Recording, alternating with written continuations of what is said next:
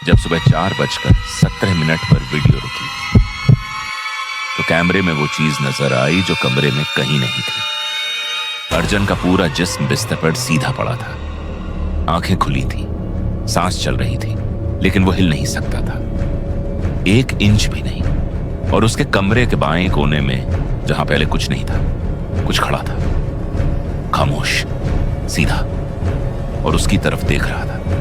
ये वीडियो अर्जन ने खुद नहीं देखी, ये उसकी बहन ने देखी।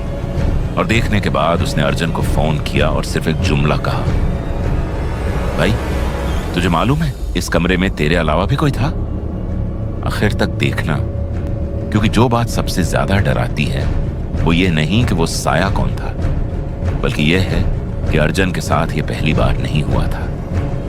अगर आप वाकई असली और खौफनाक कहानियों के शौकीन हैं तो अभी इस वीडियो को लाइक करें और चैनल को सब्सक्राइब कर लें। आपका एक क्लिक अगली कहानी को हकीकत बनाता है। चलिए अब इस कहानी को वहीं से आगे बढ़ाते हैं जहां असल खौफ शुरू होता है।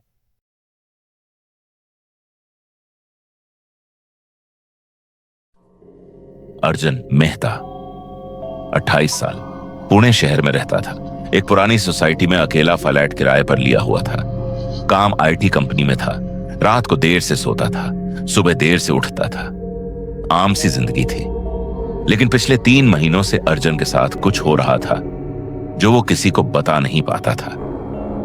रात को सोते सोते अचानक वो जाग जाता था, लेकिन जागना भी नहीं था पूरी तरह। आंखें खुलती थीं, कमरा नजर आता था, छत नजर आती थी, लेकिन जिस्म पत्थर बन जाता था। हाथ नहीं उठता था, पांव नहीं हिलता था, मुंह से आवाज नहीं निकलती थी। पहली बार जब यह हुआ था तो अर्जन ने सोचा नींद में थकावट होगी। दूसरी बार हुआ तो सोचा शायद बीमार हूं।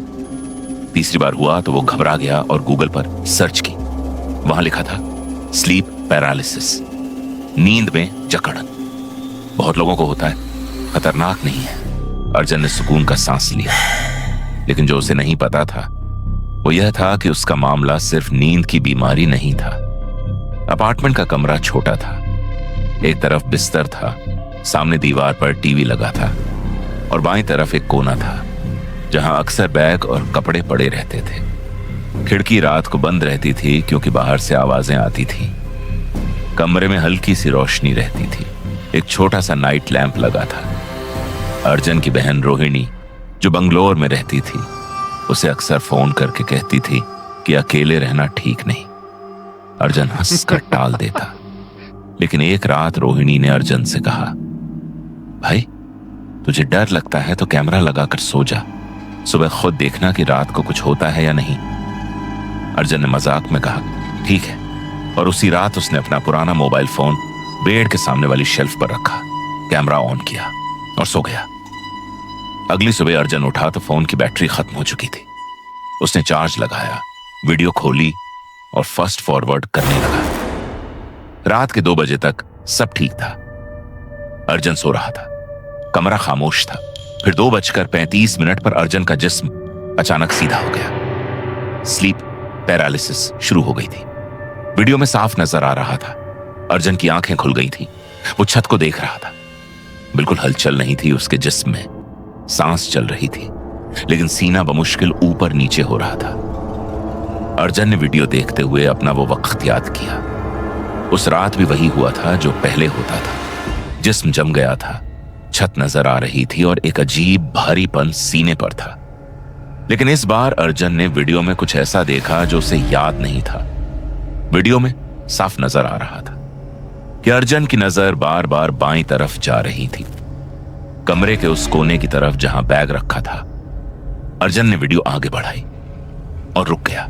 वहां कुछ था, बाएं कोने में, जहां सिर्फ बैग और एक पुराना कोट था। वहां एक लंबा सा साया था, खड़ा हुआ, सीधा।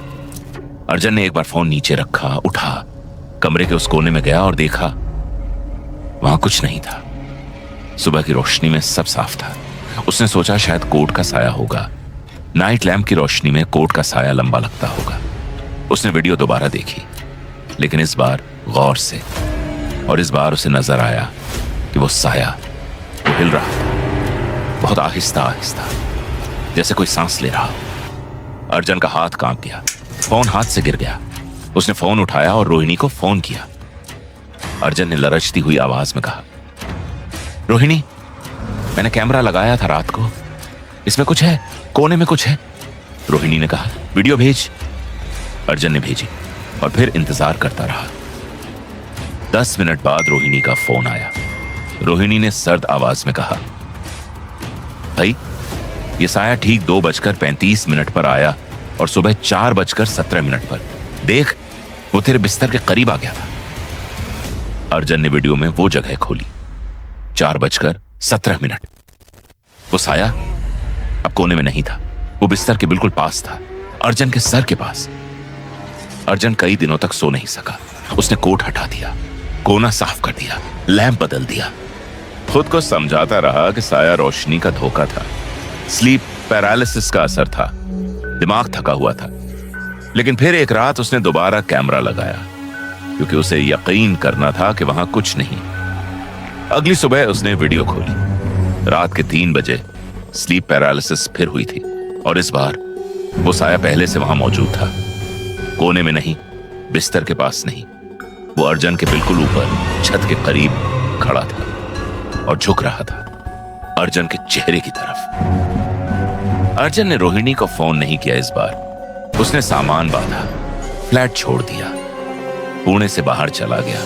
लेकिन जाते वक्त उसने फ्लैट की आखिरी वीडियो बनाई, खाली कमरे की।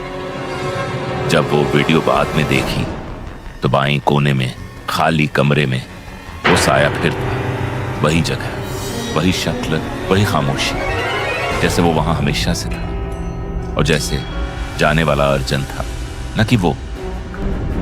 अर्जुन ने कई महीने बाद रोहिणी को बताया कि नई जगह सब ठीक है, नींद भी आती है, स्लीप पैरालिसिस भी बंद हो गई। रोहिणी ने सुकून का सांस लिया।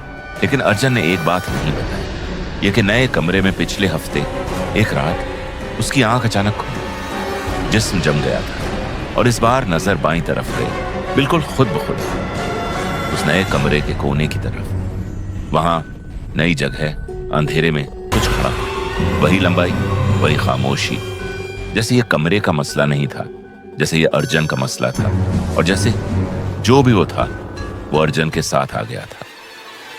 अगर ये कहानी आपको आखिर तक बांधे रख सकी है तो अभी सब्सक्राइब करें, क्योंकि अगली वीडियो पहले से ज्यादा खौफनाक है। बेल आइकन दबाना मत भूलें। अगली बार तक महफूज रहें और याद रखें, जब रात को आंख खुले और जिस्म न हिले तो बाएं कोने में मत देखना।